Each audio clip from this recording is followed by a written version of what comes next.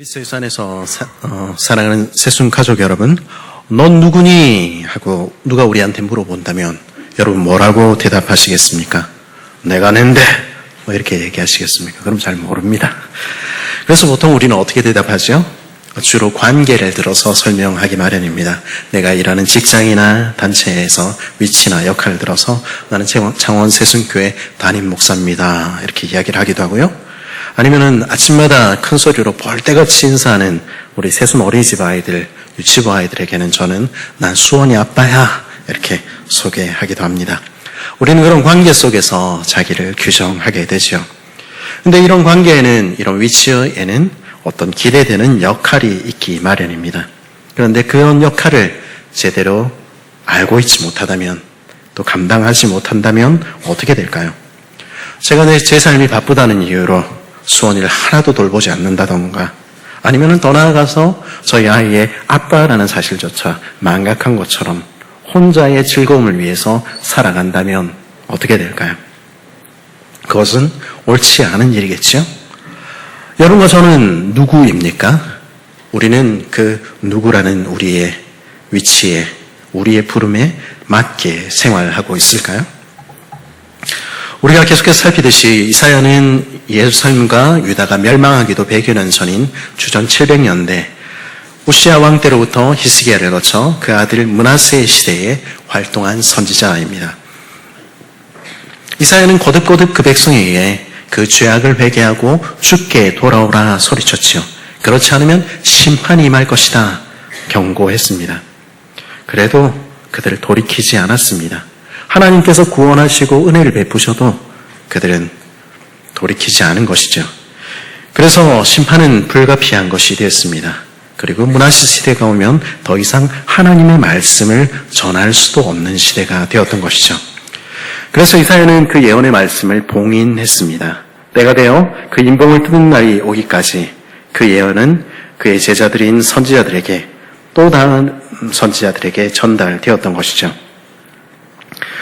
우리가 살피는 이사야의 두 번째 부분, 오늘 40장부터의 말씀이 읽히게 된 때는 이제 이사야 39장의 예언이 이루어져서 나라가 멸망하고 왕들은 죽임을 당하고 이스라엘은 끌려가 바벨론에서 포로로 살고 있을 무렵이었습니다.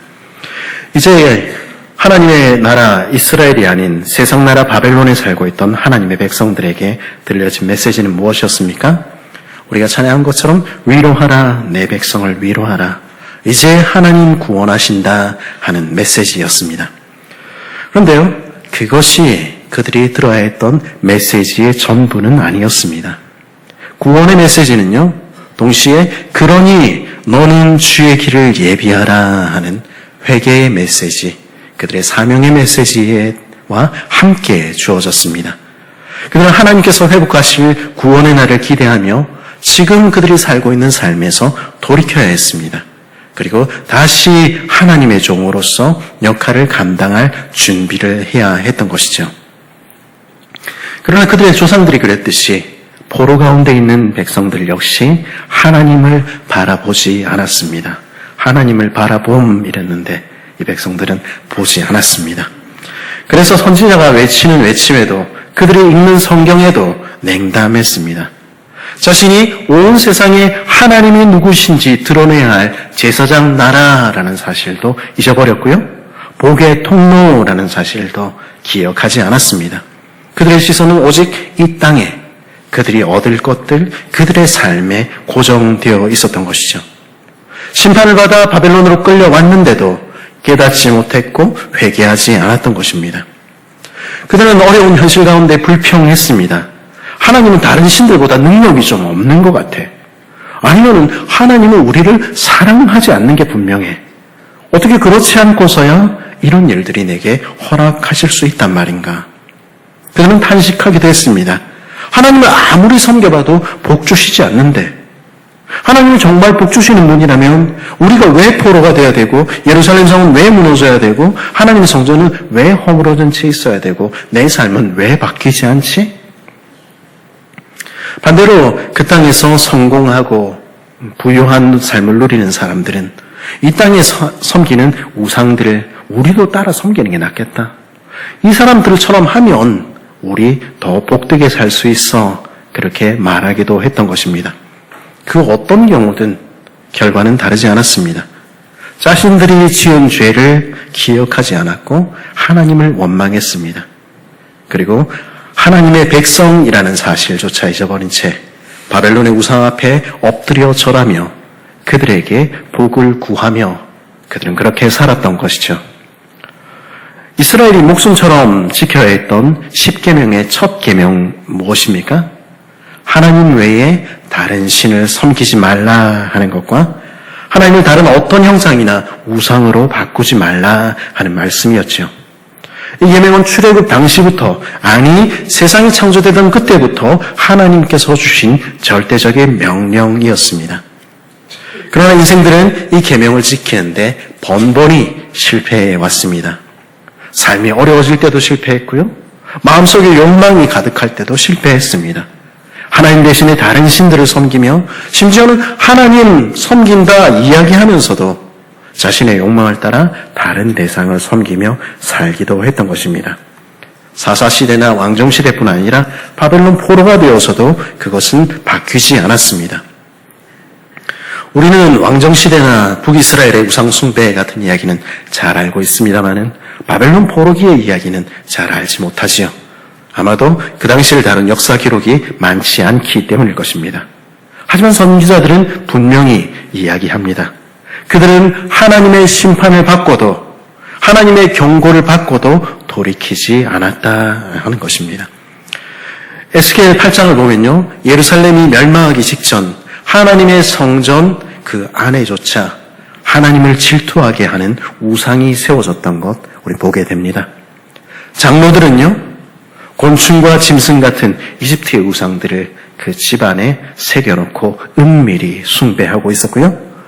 여인들은 바벨론의 풍요의 신 담무스를 위해서 의식을 치르렀고 남자들은요. 하나님의 성전에 절하는 대신에 그 성전을 등지고 태양을 향해 엎드려 경배하고 있었던 것입니다. 예레미야 44장은 예루살렘이 멸망하고 애굽으로 피신한 유다의 마지막 생존자들이 예레미야의 권면을 듣지 않고 오히려 이렇게 말했던 것을 듣게 됩니다. 우리가 하늘 여왕을 섬길 때는 번영하고 복받았는데 그거 멈추고 하나님만 섬기니까 우리는 더 궁핍해졌고 더 칼을 겪고 더 기근을 겪고 있다. 그러면서 그들은 우리는 그래서 하늘 여왕을 계속 섬길란다. 목소리를 높였던 것이죠. 유다 여인들은 포로로 끌려가서도 부와 번영을 추구하는 일 멈추지 않았던 것입니다. 내가 만든 우상들에게, 내가 바라는 우상들에게 구원을 기대하고 있었던 것이죠. 그것은 단지 그 시대만의 이야기겠습니까? 어쩌면 이것은 오늘 우리 시대에도 해당되는 이야기일지 모르겠습니다. 며칠 전 뉴스를 보니까 지난 한 해에 폐업한 사람들, 소상공인 같은 분들의 숫자가 사상 처음으로 100만 명을 넘었다 하는 소식을 듣게 됐습니다. 올해도 사정은 크게 다르지 않지요? 요즘 제가 도회동을 돌아다니다 보면 예전에 제가 전에 가던 식당이나 미용실, 아이들이 좋아하던 편의점, 문 닫은 곳이 얼마나 많은지 모르겠습니다. 시간이 한참 흘러도 임대 중이라는 편말이 붙어 있는 것, 어렵지 않게 보게 되지요. 이게 교회 밖의 사람들만의 이야기겠습니까? 우리 공동체 안에도 경제적인 어려움 가운데 있는 분들, 힘든 시기를 지나고 있는 성도님들 계시는 것이죠. 뜻하지 않은 질병이 우리를 찾아오거나 슬픔이나 고난의 순간이 닥쳐올 때 우리 마음속에도 이런 질문들 떠오를지 모르겠습니다. 하나님 왜 제게 이런 일들을 허락하십니까? 하나님 정말 저를 사랑하십니까?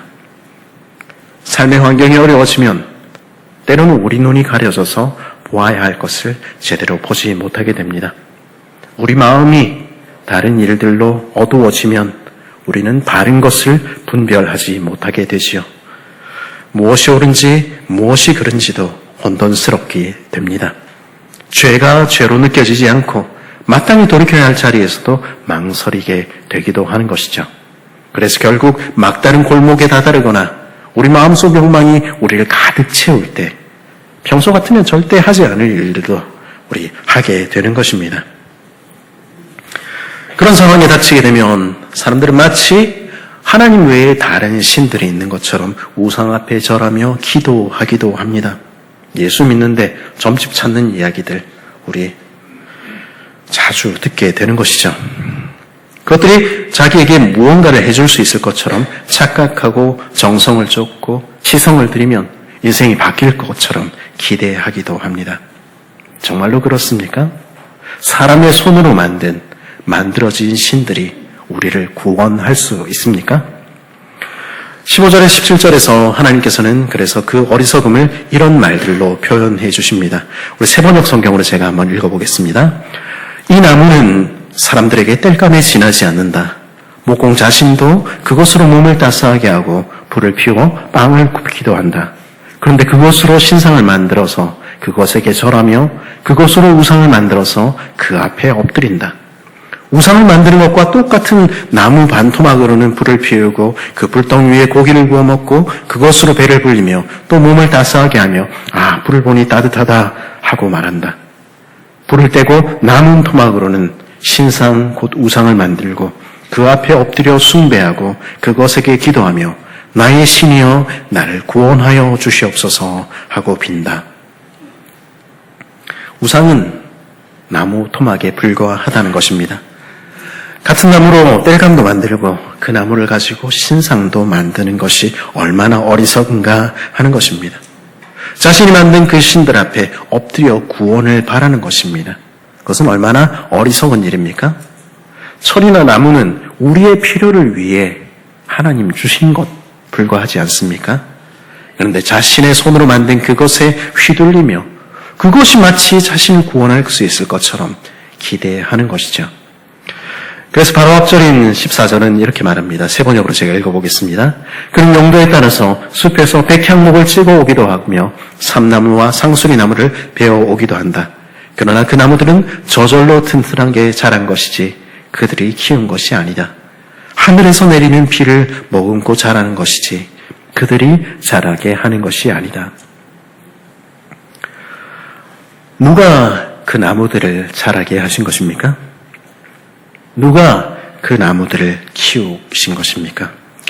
우리가 조금만 깊이 생각해보면, 아니 정상적인 사고로 판단해보면 우리는 그 나무 뒤에 계시는 하나님, 비를 내리시고 자라게 하시며 생명을 주시고 우리의 필요를 채우시는 하나님, 그분을 발견하게 되는 것입니다.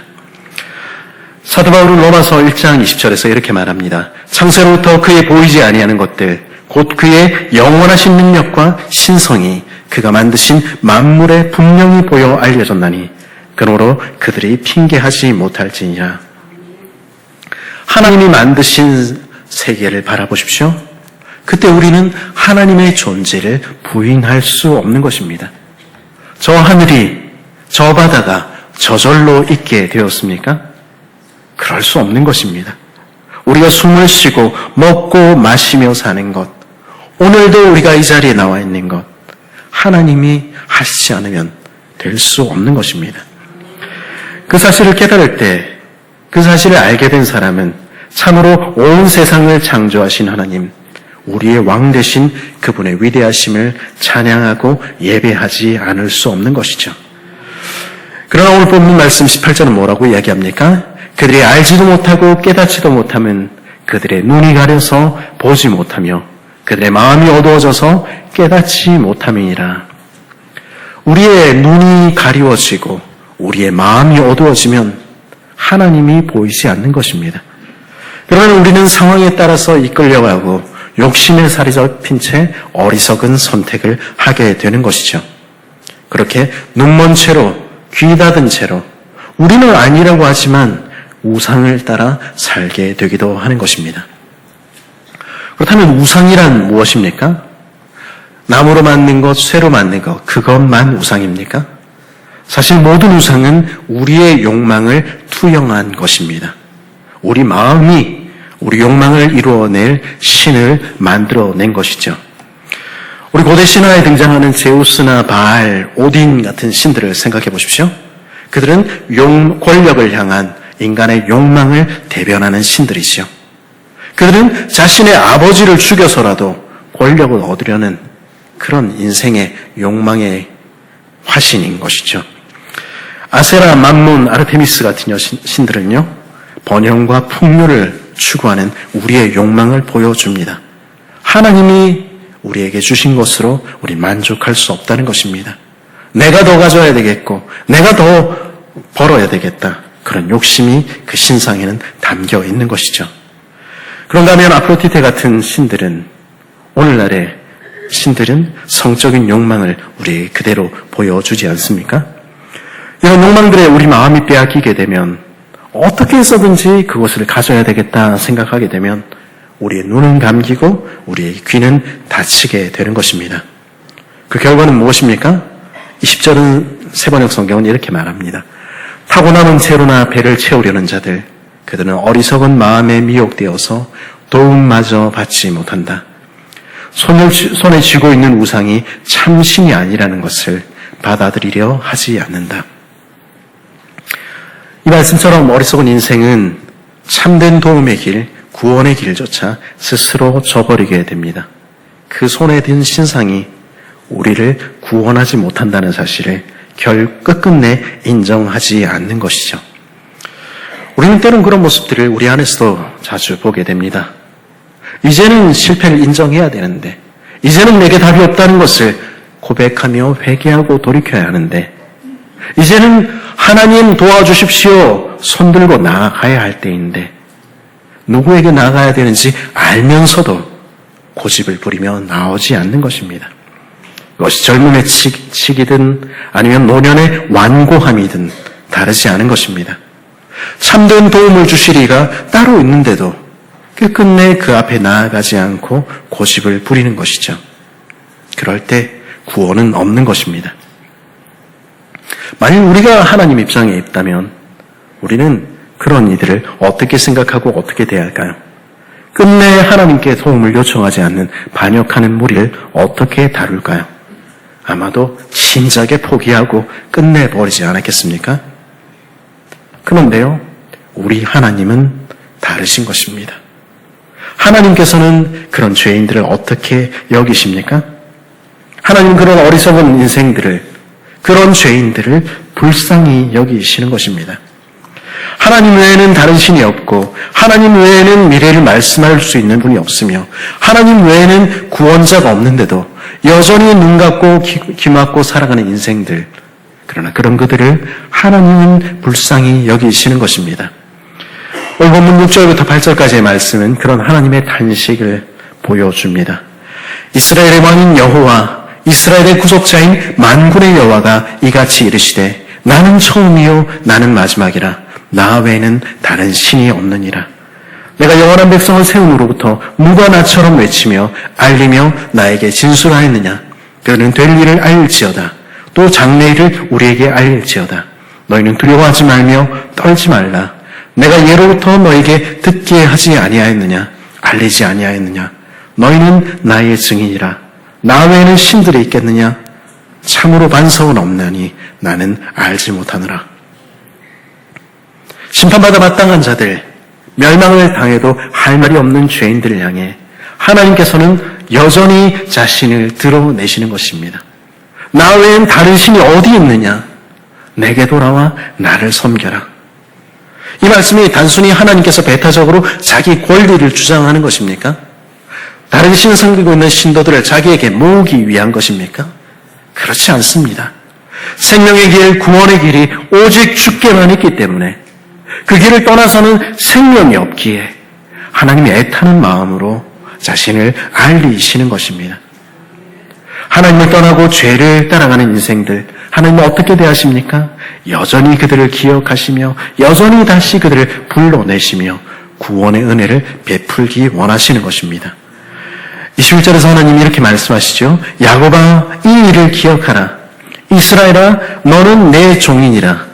내가 너를 지었으니 너는 내 종이니라. 이스라엘아, 너는 나에게 잊히지 아니하리라. 기억하렴. 너는 여전히 내가 지은 나의 자녀요. 여전히 나의 종이야. 나는 결코 너를 잊지 않아. 하나님 그렇게 말씀하시는 것입니다. 하나님을 떠나 지은 죄, 짙은 구름처럼 우리를 덮고 헤어나올 수 없게 하는 그 죄의 문제, 하나님은 어떻게 하십니까? 세번역 성경은 22절을 이렇게 말합니다. 내가 너의 죄를 짙은 구름처럼 없애버렸으며 너의 허물을 안개처럼 사라지게 하였다. 그러니 내게로 돌아오라. 내가 너를 구속하였다. 우리가 스스로 해결할 수 없는 죄의 문제를 온 세상의 창조주인 하나님께서 친히 해결하셨다는 것입니다. 이 죄의 문제, 네가 들고 있는 무거운 짐의 문제, 그거 내가 다 해결했으니, 내가 다 값을 치렀으니, 그러니 너는 내게 돌아오라. 두려워하지 말고 떨지 말고 그저 돌아오기만 하렴. 주님 그래서 그것 보여주시는 것입니다. 그래서 허물어진 예루살렘에 다시 백성을 모으시고 무너진 유다의 성읍을 다시 재건하시며 내가 그렇게 하리니 돌아오라 말씀하시는 것입니다. 우리 죄가 사해지는 것,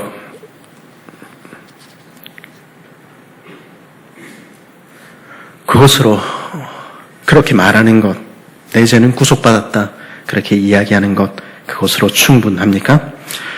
허물어진 성벽이 다시 세워지고 포로에서 고국으로 돌아왔으니 이제 이스라엘은 하나님만 섬기며 살게 되었을까요? 구원받았으니 이제는 하나님의 종으로 살아가게 되었습니까? 이스라엘은 그 뒤로도 번번이 실패했지요. 하나님께서 구원하시고 또 구원하셔도 그들은 다시금 자신의 욕망을 채우는 길로 나아갔고 우상 숭배의 길로 돌아섰지요. 그리고 어쩌면 때로 우리 역시 그렇다 느낄지 모르겠습니다. 하나님께서 우리를 구원하셨다는데 우리 삶을 돌아보면 작심삼일 무너지고 또 무너지고 매번 똑같은 잘못을 반복하고 같은 죄에 넘어지는 자신을 보게 되기도 하는 것입니다. 그래서 어쩌면 어느 순간부터는 더 이상 스스로에 대한 기대도 갖지 못하게 되기도 하는 것입니다. 그래서 이 자리에 나와 있지만 아무 소망이 없다 이야기할지도 모르겠습니다. 그러나 그런 우리에게 주님은 말씀하시는 것입니다. 우리 1절 말씀, 1절, 2절 말씀 우리 같이 한번 다시 읽어볼까요? 시작.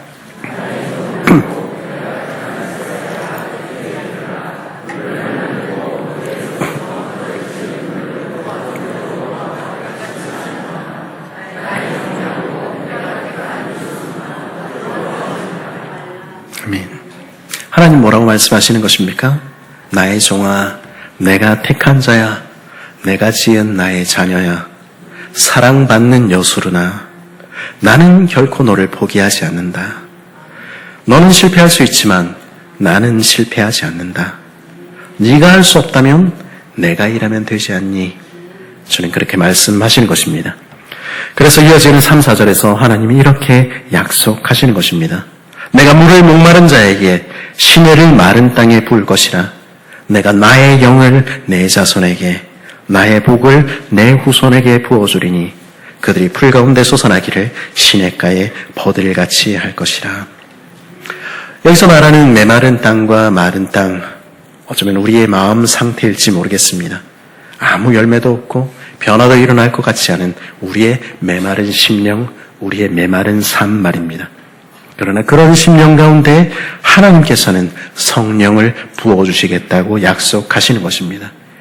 내가 내 메마른 심령에 생수의 강을 흐르게 하겠다. 죽은 것 같은 너에게 내 성령을 부어주겠다.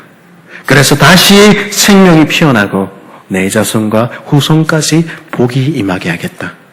그래서 그들은 시냇가에 심은 나무가 마르지 아니함 같이 형통하게 될 것이다. 약속하시는 것입니다.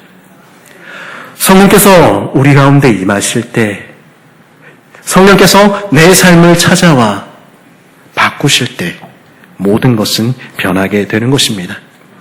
흙으로 지어진 인생이 살아있는 영이 되었던 것, 우린 창세기를 통해서 보게 되지요.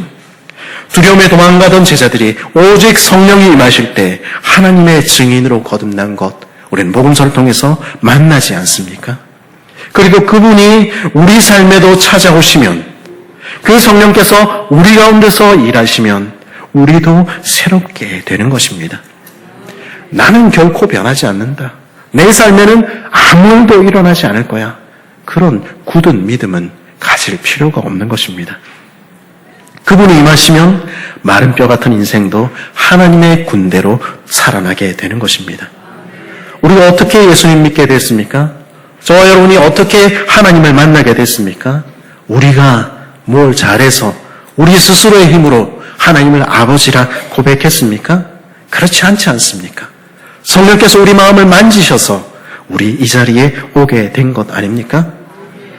그 뒤로 수십 년의 세월이 지났을지 모르겠습니다. 그리고 그 가운데 우리 마음은 어쩌면 무더워졌을지 모르겠습니다. 그리고 어쩌면 우리는 예수 믿은 지 50년, 60년 그 신앙의 연수만 자랑하는 그런 모습으로 서 있을지 모르겠습니다. 그러나 그 세월이 우리를 예수 믿게 만들었습니까? 그 세월이 우리를 변화시켰습니까? 아니요, 그렇지 않습니다. 세월이 아무리 지나도 우리 홀로는 여전히 부족하고 여전히 완악한 죄인일지 모릅니다. 우리는 하나님의 종이라 부르기에는 너무도 여전히 부족한 모습일지 모르겠습니다. 그러나 지난날 우리를 만지셨고 우리를 거듭나게 하셨던 성령 하나님, 그분이 오늘 우리에게 임하시면 우리의 모든 것은 새로워지는 것입니다. 하나님은 그 일을 꿈꾸고 계시는 것입니다. 오늘 말씀 5절은 하나님의 꿈을 보여줍니다. 세번역 성경으로 읽어보겠습니다.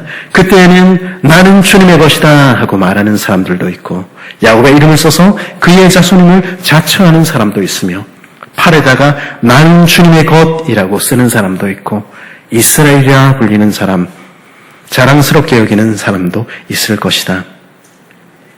썩어질 이 세상의 우상을 따라 살던 이들, 내 욕망만을 쫓던 우리도 그날에는 고백하게 될 것이라는 것입니다. 나는 주님의 것입니다. 자신이 누구인지도 모르고 무엇을 위해 살아야 할지도 몰랐던 이들도 고백하게 될 것이라는 것입니다. 나는 야곱의 자손, 나는 이스라엘 사람이야. 나는 주님을 섬기기 위해 부름받은 주님의 종. 하나님의 구원을 세상에 전하며 온 세상에 하나님의 복을 전해줄 그 일을 위해서 택하심을 받은 주님의 종이야. 내가 살아가는 이유는 주님 때문이야.